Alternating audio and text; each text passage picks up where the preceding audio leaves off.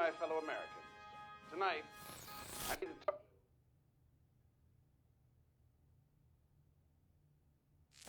Ladies and gentlemen, Mr. Thompson will not speak to you tonight. His time is up. For years, you've asked, who is John Galt? You've asked that question in despair and resignation as factories closed, goods became scarce, jobs disappeared. Your lives are becoming more difficult as the life force of your world is draining away. You have asked that question without expecting an answer. I'm here to answer it. This is John Galt speaking. Mr. Thompson won't tell you the truth about the crisis in your world. I will. Have you noticed that as everything around you seems to decline, one thing still grows? It is the power of your rulers. None of their plans and directives have solved your problems or made your life better. The only result has been their increased control over you at the cost of your freedom. Do you know why? You gave them the power. They called for your sacrifice, and you thought it was noble.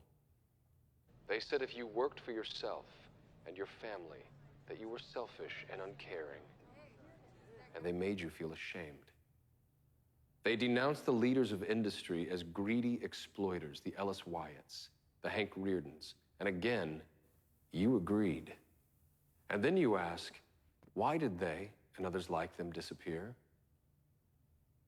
I took them from you. Their achievements flowed from their creative minds. Once they understood that the attempt to control their work was an attempt to control their minds, they left. The people on strike worked for themselves, for their own vision of what was possible. When they recognized the honor they deserved, they rebelled against the guilt you wanted them to feel for their success. You counted on them to keep producing, to keep thinking, even as you denounced them as selfish. I showed them they were being punished for their own virtues. And I showed them how evil that is. I made it my mission to help these heroes say no. All evil needs to win is the consent of good people. They have joined me to freely produce, trade, cooperate, and compete in a place where the rights of all are protected. Do not try to find us. Do not try to bargain for our return. Get out of our way. To everyone within the range of my voice, you now have a choice to make. If you decide to support the notion of sacrifice enforced by the state, your game is up.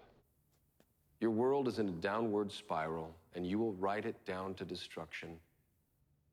But if you share the values of our strike, if you believe that your life is a sacred possession for you to make the most of, if you want to live by the judgment of your own mind, not edicts from the state, then follow our lead. Do not support your own oppressors. Stop letting the system exploit you. Form your own communities on the frontiers of your crumbling world. Your rulers hold you by your endurance to carry the burdens they impose, by your generosity when you hear cries of despair, and above all, by your innocence which cannot grasp the depths of their evil. The world you are living in is the world they wanted. Leave them to it. Those who have left you are eager to build a better world, a world of freedom and opportunity, a world based on mutual respect.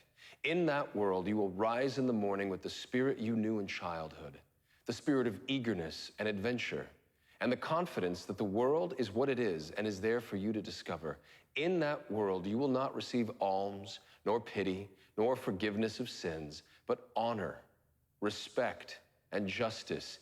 Don't let the fire go out spark by irreplaceable spark in confusion and despair. Be sure of your path. The world you desire can be won. It exists. It is real. It is possible. It is yours. Come on, let's go.